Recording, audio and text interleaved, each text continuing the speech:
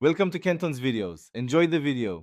You begin by creating a new access file and choosing either a blank database or a template.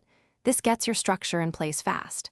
Once done, add a primary table and set the primary key to auto number so records keep unique ID automatically. Then switch to datasheet view and enter 5-10 sample records to verify field types and lengths. This helps you spot issues early. Make sure to save frequently so changes aren't lost. Next, design tables deliberately. Pick short text, number, date/time, or currency to match your data, because correct types prevent entry errors and speed queries. Then create related tables and add foreign key fields to link them.